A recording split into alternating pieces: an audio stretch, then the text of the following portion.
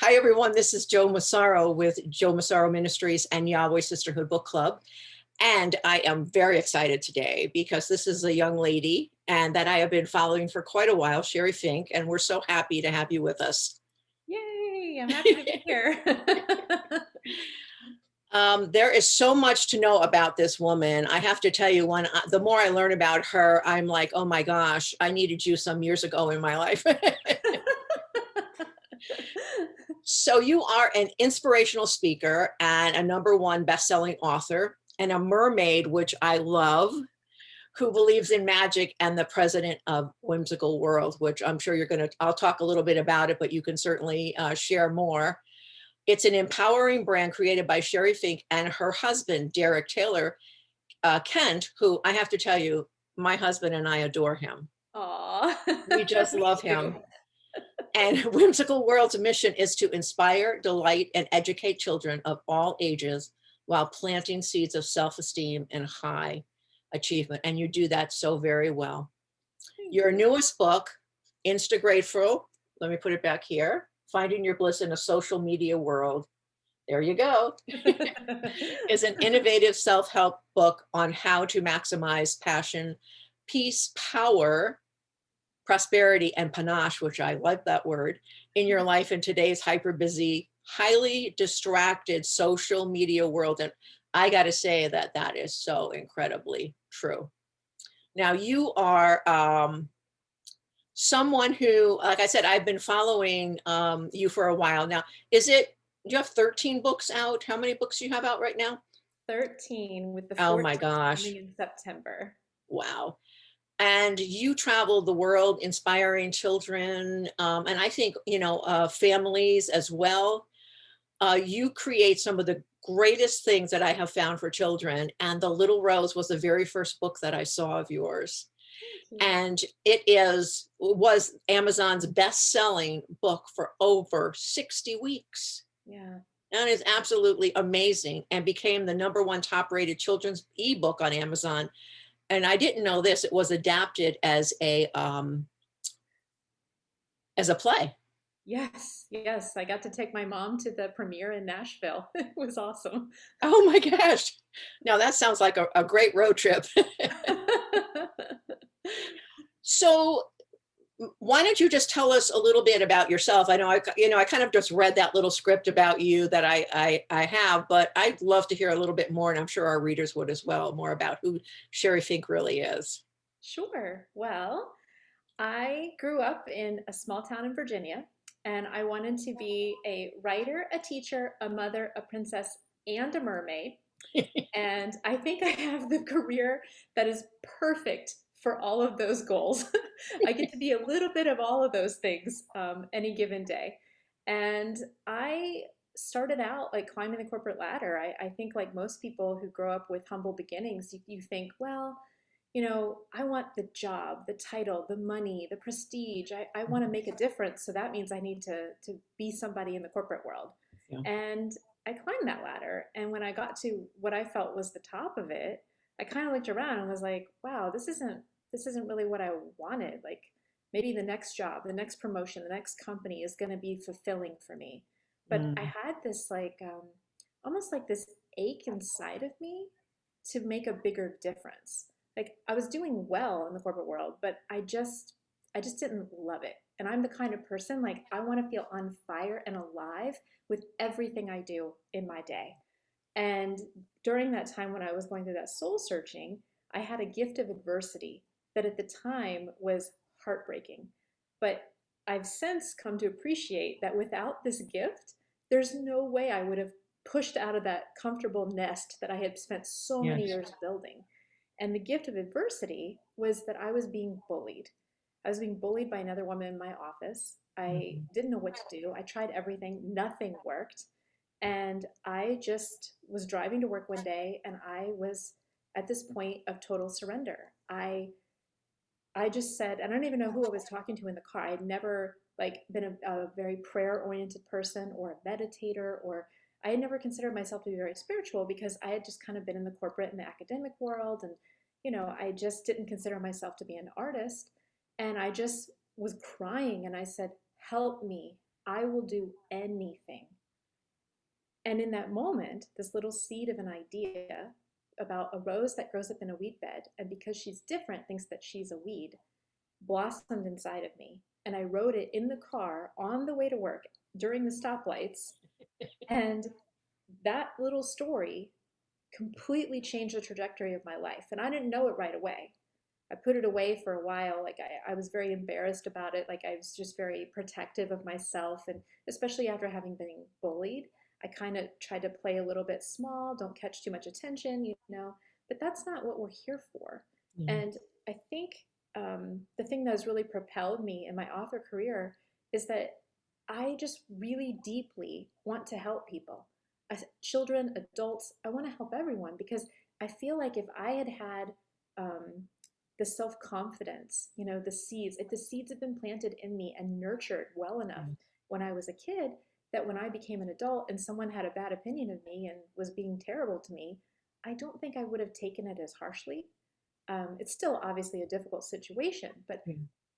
I didn't. I thought if I could write a book that could help even one child believe in themselves and not give too much weight to other people's opinions, then it would be worth all the effort. And so that's kind of like the trajectory that I've taken. And I like to say that everything good in my life today came from me having the courage to finally pull that story out of the drawer because I just had no idea what was waiting for me when I was brave enough to approach it. I could so associate with being a child, and I didn't have those seeds in my life, to really help me to get to where, I needed to be as an adult. And it took me a very long time. And I have had those, I call them those moments, those aha moments when it's like, you're just like, I have nothing left and I have to surrender because I just don't know what to do at this point in time. And I've had a few of those, quite a few of those. And so I just love that. I love the fact that something like that can happen, and it totally changed, like you were saying, totally took you in an entirely different direction. And so maybe you could share a little bit about that. Sure. Well, the day that I wrote the story in the car, I got to work and I said, wow, that was amazing. But I can never tell anybody about that because it sounds crazy. I didn't know any entrepreneurs or artists or authors. They just weren't in my realm. Mhm. So for me, that seemed like a really interesting experience, outside of my regular thing. Because when I was a kid and I would create things, I'd always create it from my head, But this story, it came through my heart. It didn't even feel like I was writing it. It Yeah. felt like it was like divinely gifted to me. And I held that in very good reverence, and I made a decision that day that 1 year from that day, I would either be working for someone else, doing something else, or working for myself. And that was the big, scary one that I really wanted, but I didn't want to admit because what if I failed, right? Yeah.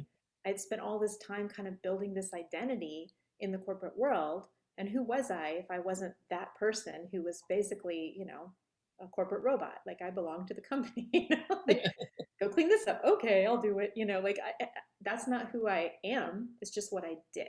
Yeah. So a year later, I decided I was going to keep that promise to myself, and I resigned. I gave my 2 weeks notice, and I ended up going to a conference that I had already booked, and then I had a conversation with a lady that I think was an earth angel from Canada, and she was talking to me about writing, and I was like, oh yeah, I'm not a writer, and she's like, what have you written? And I was like, well, I don't know, business and marketing stuff for the company, blah blah blah. And she's like, no, no, no, you've got more.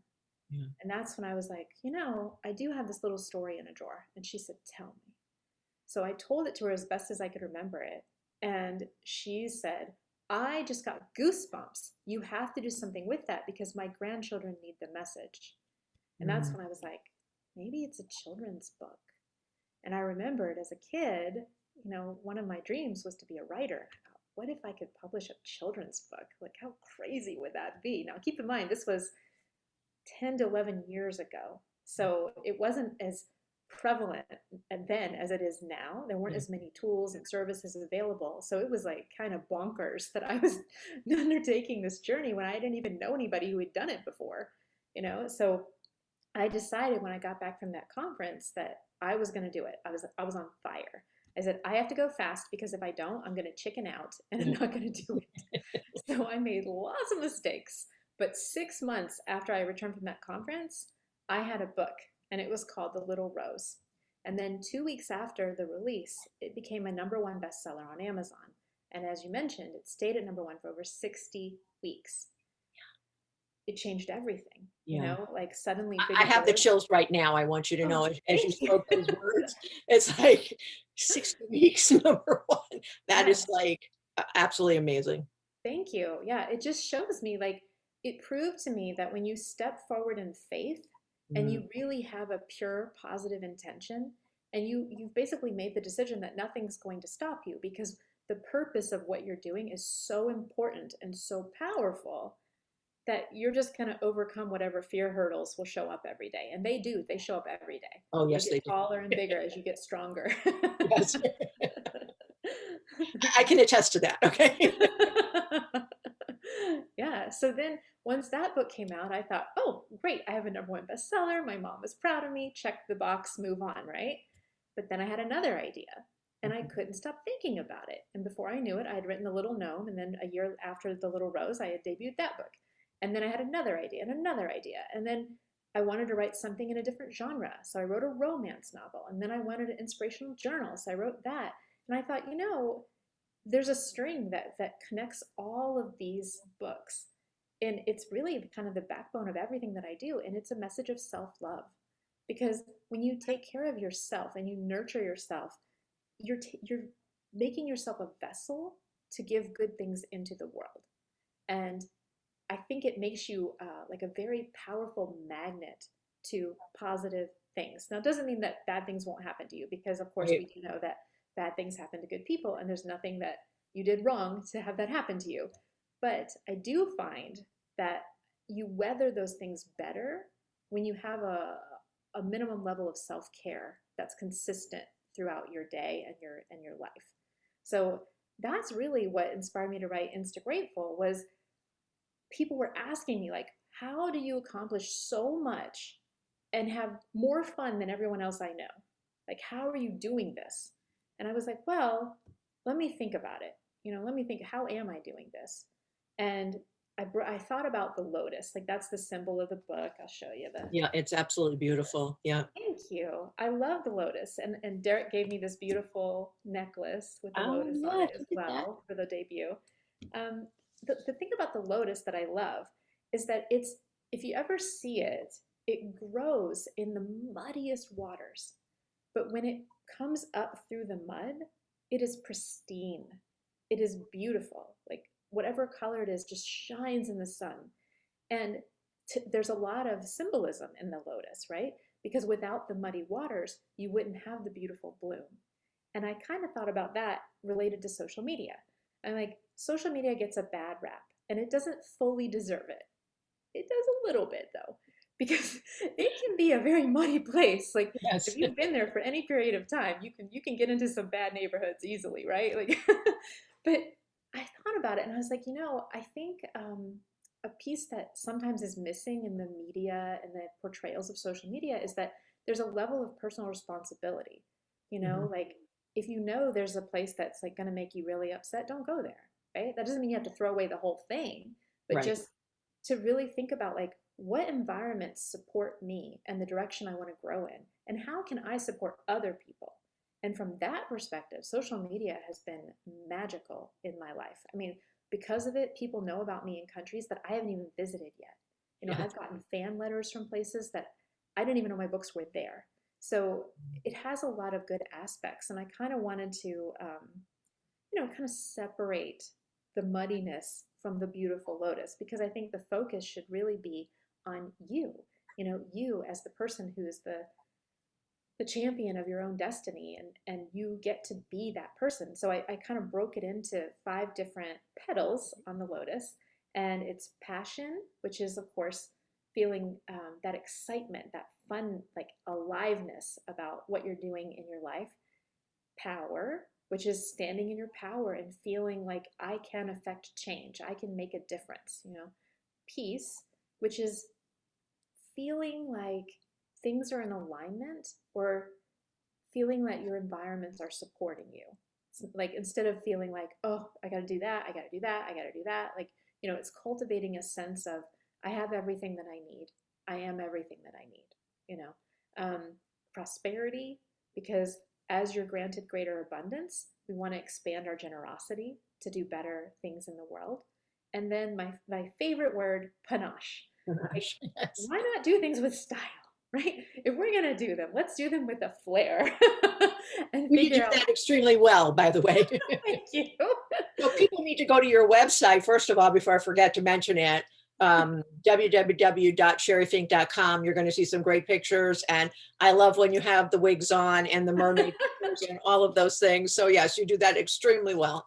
Thank you. Thank you. You know, I really just, when I came out of the corporate world, I had felt like I had been very limited. I worked in very traditional environments, you know, where sometimes I wore suits, I wore pantyhose, like, you know, I don't even own those things anymore. And there's nothing wrong with those things, but I have always been a pink, sparkly unicorn kind of girl, you know? And now that I am unleashed, you know, it's like, oh, I There's like no jumping out. controlling it now. Yeah, exactly. Like it's a business expense. Come on, you know.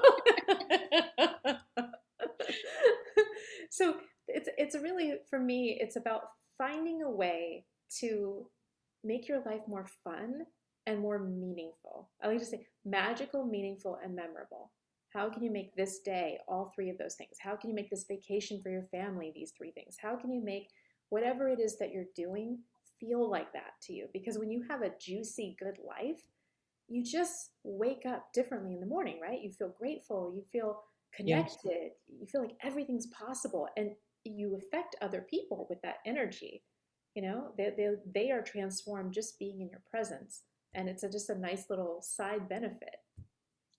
You know, there are, I think as a woman, I know that I have tended to at times to, you kind of place yourself a little bit on the back burner because you're taking care of so many things, so many people, so many, you know, and it is like, I'm going to be honest, I still struggle with that today a little bit in my life because I'm always doing other things. And so I'm trying to pull myself back into, you know, that self-care, that, you know, taking care of me, because if I'm not taking care of me, I really can't do the things that I believe that I'm called to do in my life. It's so true, and I struggle with it too. Like, I wrote a book about it, and I still struggle with it. Like even today, I was like, okay, what can I do today that's going to feel good and be good for me? And I thought, you know what? I'm going to take a half hour walk, and then I'm going to take a half hour bath in the morning. Like, Okay, so I want to know this, did Xander come with you on your walk? he stared at me because I was pacing around the living room.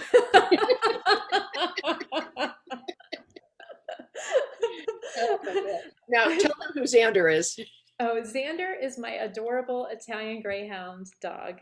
He He's has the beautiful. best, sweetest personality. My husband's written a number of books that were inspired by him. Yes. He's just the best, and he usually joins us in our interviews, but since my husband's not in here, he's following it. He's his shadow.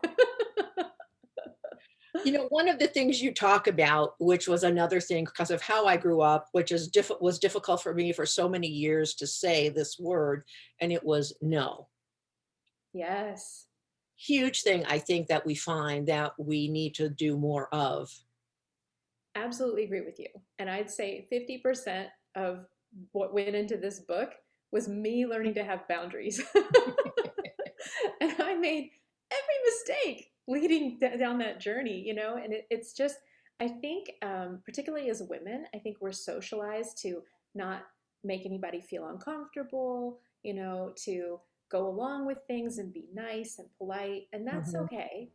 But there are certain things that we don't want to go along with. There are Yeah, certain times when it's okay not to be nice, and it doesn't make us a bad person or right. any other judgment against ourselves. It's like you have to be the best advocate for yourself. And if you don't teach other people how to treat you, they're going to treat you however they want to, and it's probably not going to be the way you like. Yep. So I think a lot of times too, it's because we don't have the tools. You know, we don't know how to say no without feeling like, oh, I'm sorry, I'm sorry, I'm sorry, but Mhm. we don't have to apologize. Like sometimes the answer is just no. It's a whole sentence, and it can be very nice. Like I'd love to, but it's just not possible. Yeah. That phrase has saved me from overcommitting so many times because, Yes. as you become more out in the world, you get more and more invitations. And that's wonderful. But not everything is, that like, yes, yes, yes, let's do it. Like when I got Mhm. your invitation, I was like, oh, I love her. Like she does this great program for children. She's putting good out into the world. Of course, I'm going to want to be on her program. So that to me was like, yes, like I will commit to that. I'll plan my day around it, but not everything's a yes like that. So being able to say thanks, but no thanks, or um, it's not going to work for me. I think that's a really good phrase too, because especially when we're negotiating It's as not going to business work for partners, me. Yeah. you Yeah. know, what I like to do is if I want to do an agreement with someone and I can't figure out exactly, like it's not a definite no, but I have to figure out like what would be a win-win, you know, what would make this a yes, like a juicy, juicy yes for me. Hmm. And then I will literally like brainstorm it out and then I'll figure out, okay, these three things would have to be true in order for this to be a yes for me. And then I will just tell that person, these are the three things that I would need. Are we able to do that? And if the answer is no, then it's okay. Well, it's not a fit Yeah. for me. Thank you. That's so smart. I have to tell you, I just love that. I needed to hear that too. Um, so last October, speaking of doing things, I did a month of, it's called In Their Hands, and I asked authors, children authors, to read their book on videotape so that we could post a new one every day. And there were book giveaways, and there were things that pages that kids could download in color, all kinds of activity things. And you and your husband Derek did, each of you did one, and I have to tell you, I laughed so hard with Derek. Honestly, my husband and I think, watched it 3 times because it was just so funny. And he was so good. And then I looked at his background and then I could understand why he was so good. Oh, yes, yes. So Derek's, his talent, like he's extremely gifted, but his real talent is he makes kids have so much fun while reading that they don't even realize they're doing it. So Yeah. they fall in love with reading. Like he actually, the way he writes his books is he wants kids to laugh 3 times per page. And if you're laughing so much, you just keep turning the pages, right? So before you know it, the kid has finished the book. So he's brilliant at that. He really, really is. And so you two do Whimsical World. You want to just share that I don't want to forget. I know we talked a Oh, little bit about sure. it. Sure. So Derek and I actually met doing a author visit at a school. We were both invited. I think there were like 22 authors that day. It was a big school, and we met in their backstage area, their library. Hmm. And you know, it's so fascinating to me because always wanted a partner who supported my career and who understood, this is a kind of a unique profession, right? Like Sure. when you do school visits, you're up at crack of dawn, you're traveling to schools, like, you stay up late working on books, like you're doing things on the weekends all the time during, regular times when it's safe to be out. Like you're doing festivals, you're doing conferences, like it's just a very interesting lifestyle. Sure. And a person with a regular job may not always appreciate those types of hours, right? Understandably. Hmm. But when I met Derek, I was like, oh my gosh, not only does he appreciate what it takes to do this career, he's doing it too. So once we got married, we decided to combine both of our individual brands. I think we both each had like 6 or 7 books at that point, something like that. Hmm. And we created something bigger and better than we had individually. And we call it Whimsical World. And everything that we do is umbrellaed under the principle of inspiring, delighting, and educate children of all ages while planting seeds of self-esteem and high achievement. And currently, we do that through books and school visits and live experiences and merchandise. And basically any way that we can think of. Like we just debuted this amazing thing called Bedtime Stories, which is a Hmm. pretty innovative tool. It's video books, but it's us actually reading the stories, and it's a video. So they're hearing us read the words, they're hearing music and sound effects, and they're seeing the pages turn of the book. And it's just so cool. And it's something that we created over the I past, it love took it. us a year to Mm. finish it because we have so many books, but we wanted to launch the entire library at once. So we really worked hard on it. And I just think it's such a fun opportunity. It's a great way to reach people, you know? So that's really what we do, but we're always looking for innovation. You know, we want to do the things that we haven't seen other people do before. We Yeah. want to be able to get kids so excited. Like when we were doing school visits, you know, before the pandemic, the schools were just blow their minds because we're not just coming up there and reading a book, we're putting on an entire show. You know, I have the social emotional background, and my books really teach kids about self-esteem concepts and those kinds of things. And then Derek has this like super fun educational STEM type content. Like it's just so, I don't know, it's magical. Every day I wake up and I feel so grateful to get to not only do what I love, but to get to do it with the person that I love. It's Yeah, amazing. it has to be absolutely incredible. I know for myself what I do. My husband doesn't write or do anything like what I do, but he is so incredibly supportive, and Oh, I am so so good. grateful for it. Um, so what if somebody said, I hear what you're saying. Obviously, we'd love for them to get the book. I think it's just, matter of fact, I read through it, but I want to read through it again. Um, what would you suggest for someone who says, how do I maybe take the first step in what you're talking about? Well, I would say the first exercise that I would do is something called the joy list. Okay. So Mhm. it's very simple. And the idea behind it is to get you excited about what there could be and to also infuse these little self care moments into your schedule so that you build, basically you're nurturing your bloom, right? And the more you nurture it, the bigger you can blossom. And it's a great starting point. So the way the joy list works is like this. So you brainstorm a list of things that you love to do, and just everything that you love. If it's gardening, if it's cooking, if it's baking, if it's sewing, cleaning, if it's writing, reading, horseback riding, everything that you love, anything, woodworking, driving your car, spending time with your family, taking your kids somewhere, whatever it is, right? Eating a certain type of cuisine, traveling, just just a master list of everything that's awesome that you've ever done that you've loved, Mm. right? Then once you have your list, you want to have these columns, right? Next to each one, you want to think about when's the last time I did this thing, right? Mm. So when I first did this, Oh boy. I I'm was, thinking of my list right now, and it's not good. it's like one of the things was bubble bath, right? A simple luxury that you can give to yourself, right? I had not done that in over a year when I Wow. first made this list. And that made me really sad. It's like, this is such an easy thing, you know? It doesn't cost anything. I don't have to leave the house. Right, right. So you want to have the list of the last time you did it.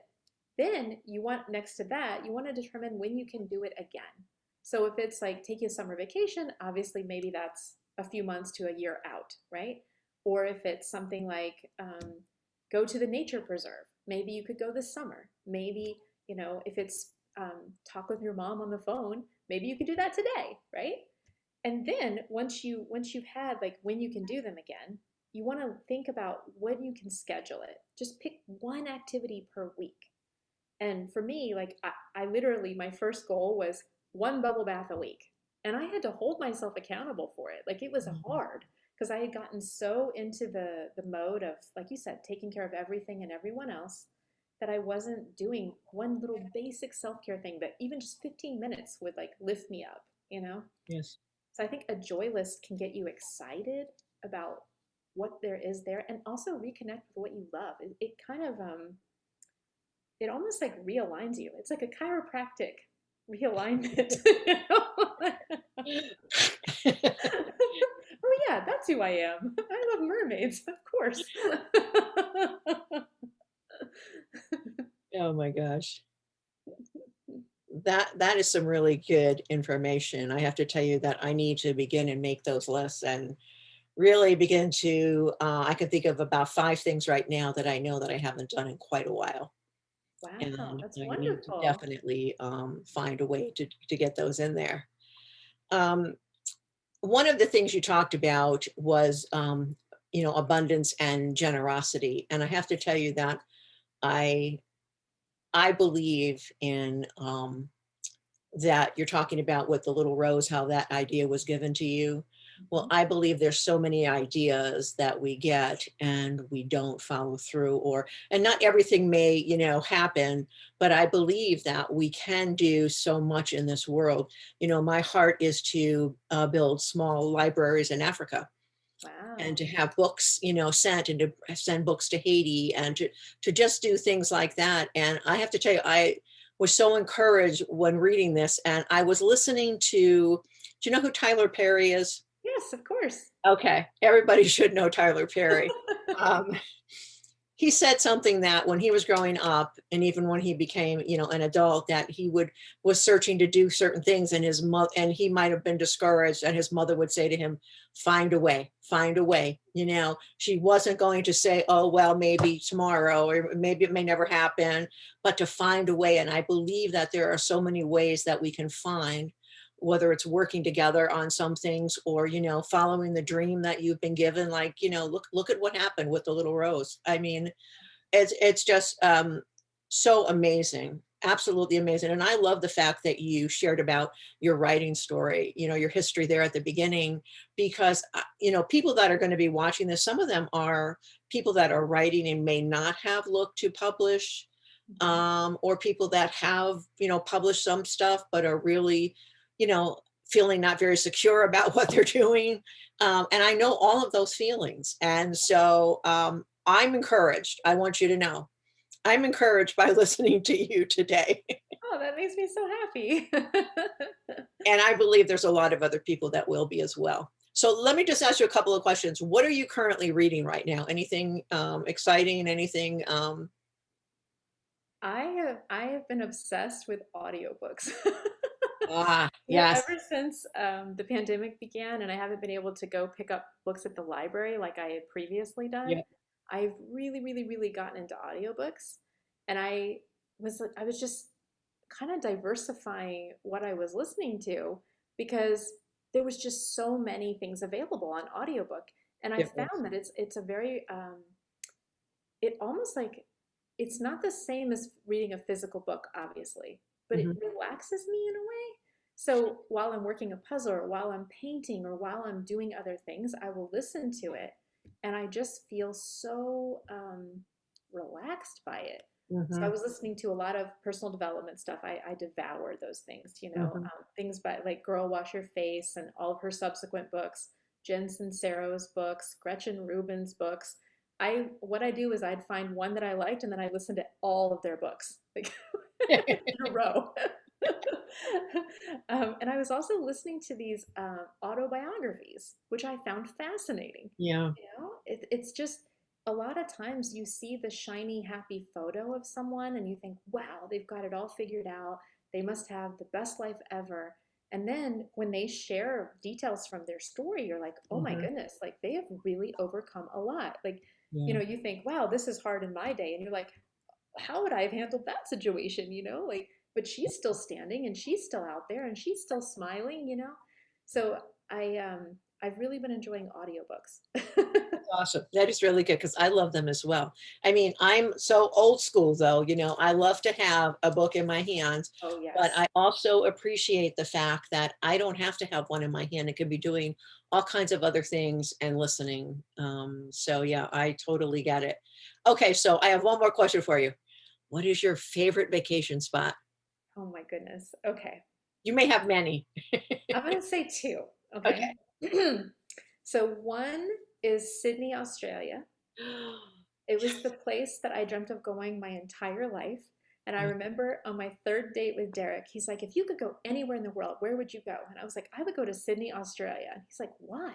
And I was like, well, I want to hold a koala, and I want to feed a kangaroo, and I want to see the blue mountains, and I want to go scuba diving in the Great Barrier Reef and Cairns, and I want to do all these things, you know?